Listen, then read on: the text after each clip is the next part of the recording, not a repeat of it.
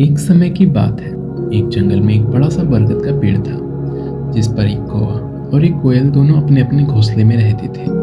एक रात उस जंगल में तेज आंधी चलने लगी। देखते ही देखते बारिश शुरू हो। कुछ ही देर में जंगल में जो भी था सब बर्बाद हो गया। अगले दिन कोए और कोयल को अपनी भूख मिटाने के लिए कुछ भी नहीं मिला। तभी कोयल ने कोए से कहा, हम इतने प्यार से इस जंगल में रहते हैं, लेकिन अब हमारे पास खाने के लिए कुछ नहीं है।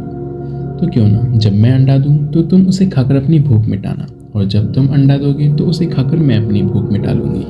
कोए ने कोयल की बात पर सहमति जताई। संयोग से सबसे पहले कोए ने अंडा दिया और कोयल ने उसे खाकर अपनी भूख मिटा ली। फिर कोयल ने अंडा दिया। कौवा जैसे ही कोयल का अंडा खाने लगा तो कोयल ने उसे रोक लिया। कोयल ने कहा, तुम्हारी चोंच साफ नहीं है, तुम इसे धोकर आओ फिर अंडा खाना। भागकर कौवा नदी के किनारे गया।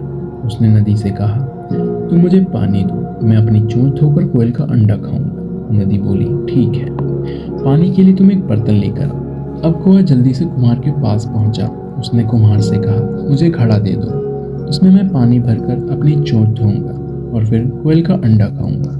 कुम्हार ने कहा, तुम मुझे मिट्टी ला के दो, मैं तुम्हें बर्तन बना कर देता हूँ। यह सुनते ही कौवा धरती माँ से मिट्टी मांगने लगा। वो बोला, माँ मुझे मिट्टी दे दो, उससे मैं बर्तन बनवाऊंगा और उस बर्तन में पानी भरकर अपनी चोंच साफ करूंगा। फिर अपनी भूख मिटाने के लिए कोयल का अंडा खाऊंगा। धरती माँ बोली, मैं मिट्टी दे दूंगी, लेकिन तुम्हें खुरपी लानी होगी, उसी से खोदकर मिट्टी निकलेगी। दौड़ते हुए कौवा लोहार के पास पहुंचा।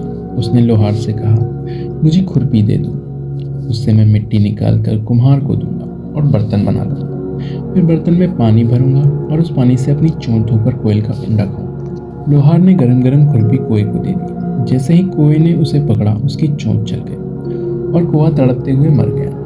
इस तरह चतुराई से कोयल ने अपने अंडे कौवे से बचा लिए। दोस्तों, इस कहानी से हमें यह सीख मिलती है कि दूसरों पर आंख बंद करके भरोसा नहीं करना चाहिए। इससे नुकसान खुद का ही होता है। धन्यवाद।